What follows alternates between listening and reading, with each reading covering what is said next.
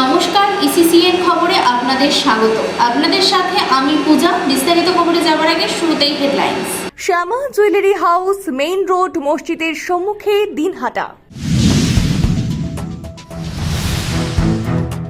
খুঁটি পুজোর মধ্য দিয়ে দিনহাটার বেশ কয়েকটি বিগ বাজেটের পুজো প্যান্ডেলের কাজের সূচনা করলেন উত্তরবঙ্গ উন্নয়ন মন্ত্রী উদয়ন গুহ।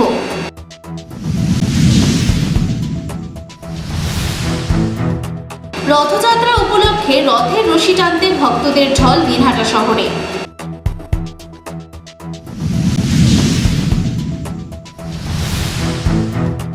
প্রতিবন্ধী মানুষের মধ্যে ট্রাইসাইকেল বিতরণ করলেন মন্ত্রী উদয়ন গুহ। আসছি বিস্তারিত খবরে। রথযাত্রার দিনে দিনহাটা শহরে বেশ কয়েকটি দুর্গাপুজো কমিটির খুঁটি পুজোর মধ্য দিয়ে দুর্গাপুজোর প্যান্ডেল তৈরির কাজের সূচনা হলো। প্রতিটি পুজো প্যান্ডেলের খুঁটি পুজোয় উপস্থিত ছিলেন রাজ্যের উত্তরবঙ্গ উন্নয়ন মন্ত্রী উদয়ন গুহ। এদিন দিনহাটা বোর্ডিংপাড়া দুর্গাপুজো কমিটি, দিনহাটা বলরামপুর রোড স্বাধীন ক্লাব দুর্গাপুজো কমিটি এবং সাহেবগঞ্জ রোডের দুর্গাপুজো কমিটির পুজো প্যান্ডেলের কাজের সূচনা হয়। প্রতিটি পুজো কমিটির খুঁটি পুজোর সময় উপস্থিত ছিলেন মন্ত্রী উদয়ন গুহ।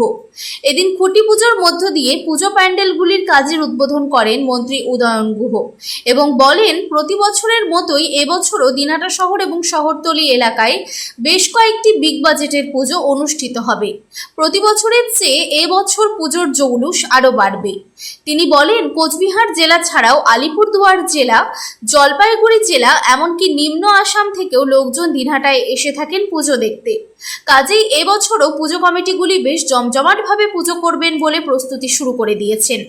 প্রসঙ্গত উল্লেখ্য, প্রতি বছরের মতোই এবছরও দিনহাটা শহরে বিগ বাজেটের পুজো করার জন্য উদ্যোগ নিয়েছেন মন্ত্রী উদয়ন গুহ।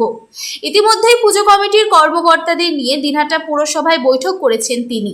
প্রতিটি পুজো কমিটির কর্মকর্তাদের বিগ বাজেটের পুজো করার জন্য উৎসাহিত করেছেন। দুর্গাপুজোর এখনো বেশ কয়েক মাস দেরি, তা সত্ত্বেও মন্ত্রীর উৎসাহে উৎসাহিত হয়ে পুজো কমিটির কর্মকর্তারা এখন থেকেই প্রস্তুতি শুরু করে দিয়েছেন। দিনহাটা শহর এবং শহরতলিতে প্রতি বছর 12 থেকে 15টি বিগ বাজেটের পুজো অনুষ্ঠিত হয়ে থাকে। এছাড়াও আরও অনেক ছোট ছোট পুজো রয়েছে।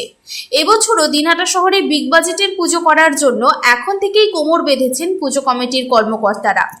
ইসিসিএন খবর, দিনহাটা।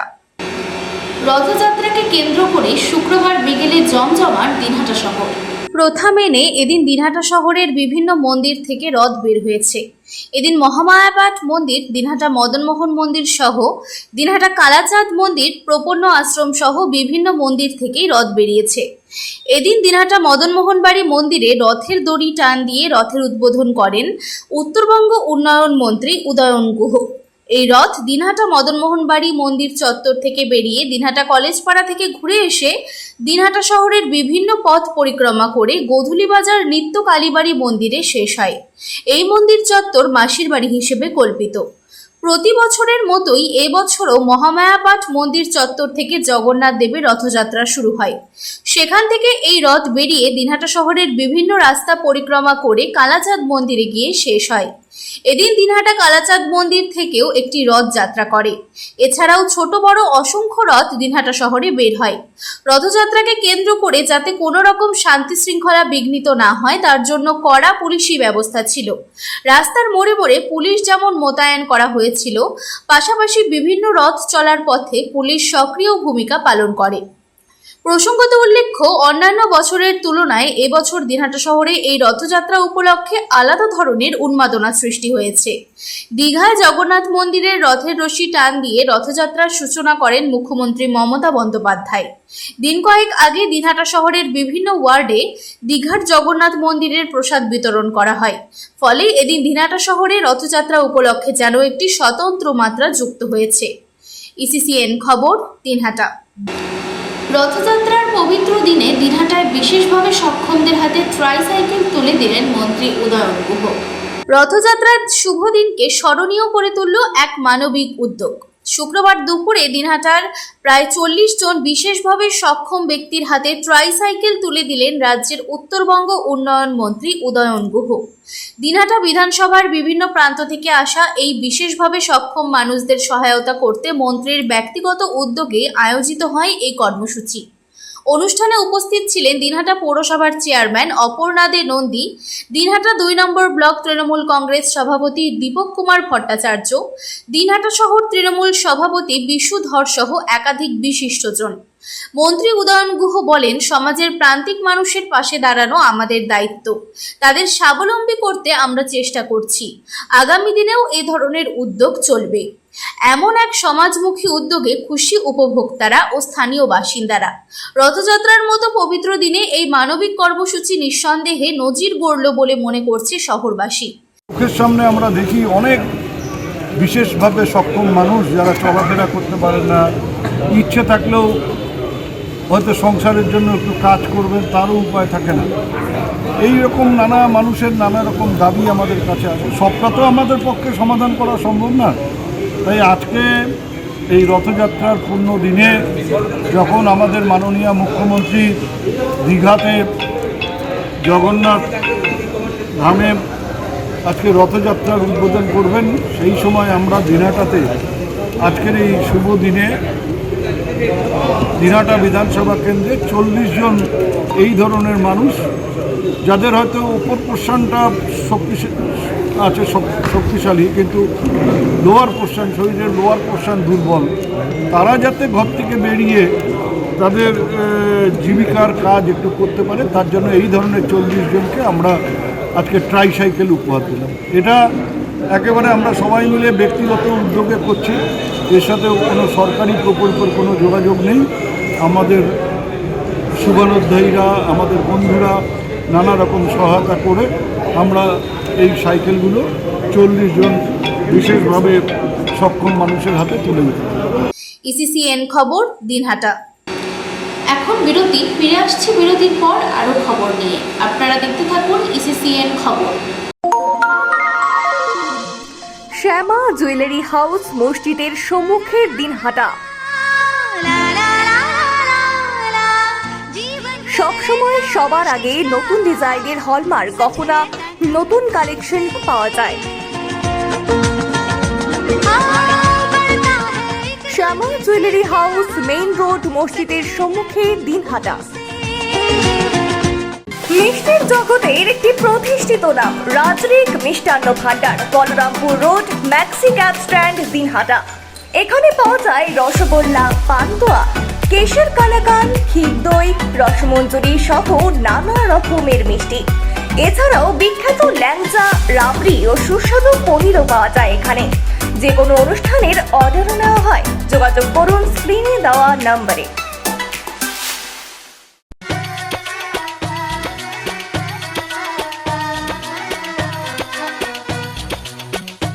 গিরিধারী মল ভৌঁড়িলাল, শতবর্ষের দিকে এগিয়ে চলা বিশ্বস্ত বস্ত্র বিপণী Giridhari Mal Bhoundilal, main road, Dinhata. Happy shopping, পোশাক মানেই গিরিধারী মল। পোশাক মানেই গিরিধারী মল। গিরিধারী মল ভৌঁড়িলাল 1921 সাল থেকে আপনাদের সেবায়। পুজোর শপিং মানেই গিরিধারী মল। সারা বছরের পোশাক মানেই গিরিধারী মল। গিরিধারী মল ভৌঁড়িলাল। ভারতের মহানগরী কলকাতার কলেজের মধ্যেই এক ছাত্রীকে গণধর্ষণের চাঞ্চল্যকর অভিযোগ। ঘটনায় গ্রেফতার 3 জন। ধৃতদের মধ্যে একজন বর্তমান ছাত্র ও 2 জন প্রাক্তনী রয়েছেন। ঘটনায় এলাকায় শোরগোলের সৃষ্টি হয়েছে। পুলিশ ঘটনার তদন্ত শুরু করেছে। জানা যায়, দক্ষিণ কলকাতার একটি ল কলেজে বুধবার এই ঘটনা ঘটেছে বলে অভিযোগ। অভিযোগকারিণী ওই কলেজেরই ছাত্রী। ওই দিন সন্ধ্যায় তাকে ডাকা হয়েছিল। অভিযোগ, তিনি সেখানে গেলে তার উপর চড়াও হয় 3 জন। গণধর্ষণ করা হয় বলে অভিযোগ। কাউকে কিছু না বলতেও হুমকি দেওয়া হয় বলে অভিযোগ।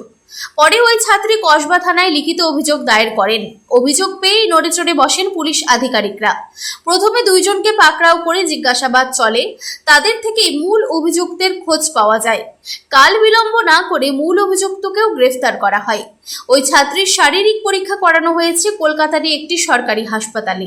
কিন্তু কিভাবে এই ন্যাক্কারজনক ঘটনা কলেজের মধ্যে হতে পারে? কলেজের নিরাপত্তা রক্ষীরা কোথায় ছিলেন? তাদের ভূমিকা কি ছিল? সেই সময় অন্য কেউ কলেজে কি ছিল? একাধিক প্রশ্ন নিয়ে সমালোচনার ঝড় বইছে এলাকায়। গ্রেফতারকৃতদের প্রাথমিক জিজ্ঞাসাবাদ করা হয়েছে বলে পুলিশ সূত্রে খবর। শুক্রবার ধৃতদের আলিপুর আদালতে প্রেরণ করা হবে। পুলিশ সূত্রে জানা গেছে, ওই কলেজের ঘটনাস্থল থেকে নমুনা সংগ্রহের জন্য ফরেনসিক দল যাবে বলেও পুলিশ সূত্রে প্রকাশ। বাংলা নিজের মেয়েকেই চায়।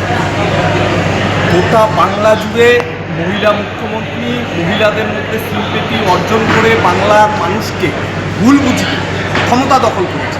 আজকে সেই বাংলায় একের পর এক নারীরা সুরক্ষিত নয়, ক্যাম্পাসে ছাত্রীরা সুরক্ষিত নয়, শুধু ক্যাম্পাস নয়, পাড়ায় মহল্লায়ও ছাত্রীরা সুরক্ষিত নয়। তামান্নার থেকে শুরু করে আজকের ল কলেজ, তিলোত্তমা চোখে আঙুল দিয়ে দেখিয়ে দিয়েছে গণতান্ত্রিক ব্যবস্থা না থাকলে যা হওয়ার পরিণতি তাই হচ্ছে। সাউথ কলকাতা ল কলেজকে কেন্দ্র করে দীর্ঘদিন ধরেই তৃণমূল ক্রাইম সিন্ডিকেট চালিয়ে এসেছে। একটা অপরাধ চক্র ক্যাম্পাসের ভেতর কাজ করছে দিনের পর দিন। টিএমসিপির মদতে পুলিশ প্রশাসন তারা নীরব ভূমিকা পালন করেছে।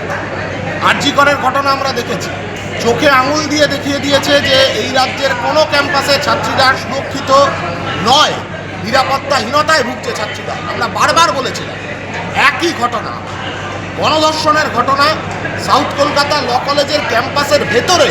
অভিযুক্তকে কে? মনোজিৎ। এই মনোজিৎ সেই টিএমসিপি নেতা যার নামে গত 10 বছরে অন্তত পক্ষে 20টা 30টা দুর্নীতির অভিযোগ, রেপ থ্রেট দেওয়ার অভিযোগ, শ্লীলতাহানির অভিযোগ। কসবা থানা জানতো না? কেন ব্যবস্থা নেওয়া হয়নি? এই ধরনের একজন ক্রিমিনাল সে কেন ক্যাম্পাসের ভেতর থাকবে? ক্যাম্পাসটা পড়াশোনার জায়গা নাকি ক্রিমিনালদের আতুরঘর তৈরি করবার জায়গা? এটা অত্যন্ত সিরিয়াস এবং এটা আমি জানি না, আপনি হঠাৎ বললেন। এটা পুলিশের কাছে আমি খবর নিয়ে তা বলবো। ইসিসিএন খবর, দিনহাটা। শুক্রবার সকালে চোপড়ার সোনাপুর গ্রাম পঞ্চায়েতের কাঁঠালবাড়ি এলাকায় রেল লাইনে কাটা পড়ে এক অজ্ঞাত পরিচয় ব্যক্তির মর্মান্তিক মৃত্যু হয়েছে। আনুমানিক 7:05 নাগাদ আপ 12,506 নর্থ ইস্ট এক্সপ্রেস ট্রেনের ধাক্কায় এই দুর্ঘটনা ঘটেছে বলে জানা গেছে। স্থানীয় সূত্রে জানা গেছে, এদিন সকালে ওই ব্যক্তিকে রেল লাইনের ওপর ঘোরাঘুরি করতে দেখা যায়। এলাকার কয়েকজন লোক তাকে দেখতে পেয়ে রেল লাইন থেকে সরিয়ে নিচে নামিয়ে দেন। তবে কিছুক্ষণ পরেই তিনি আবার রেল লাইনের ওপর চলে আসেন এবং নর্থ ইস্ট এক্সপ্রেস ট্রেনের ধাক্কায় ঘটনাস্থলেই তার মৃত্যু হয়। খবর পেয়ে রেল পুলিশ দ্রুত ঘটনাস্থলে পৌঁছয়। পুলিশ মৃতদেহ উদ্ধার করে ময়নাতদন্তের জন্য এনজিপি মর্গে পাঠিয়েছে। যদিও এখনো পর্যন্ত ওই ব্যক্তির নাম পরিচয় জানা যায়নি। পুরো ঘটনার তদন্ত শুরু করেছে রেল পুলিশ। এটা এই যে বাগান থেকে ওই ছেলেগুলো পাতি কাটতে গিয়েছে, ওই যে পাতি কাটতে গিয়েছে, ও সিধা সিধি বাগানে বাগানে বাগানে আসতেছিল। তো ছেলেগুলো বলছে কোথায় যাবি কি? ওতে ওই দিকে যাবো ঘুরতে। আসে ওইখানে দাঁড়াইছিল তো ফের একটা ছেলে হাত ধরে নাভাই দিছে নিচেতে নাভাই দিছিল। তো নাভাই দিয়ে ও পাটি তুলতে চলে গেছে। আবার ফের বলে লাইনে বলে দাঁড়া গেছে। ফের দাঁড়াতে গেছে, ফের একটা লোক ওই গরু বানতে আসছিল, ও খুব চিল্লাচ্ছে, ও গাড়ি আসতেছে রে, তাও নিভ না। ইসিসিএন খবর, দিনহাটা।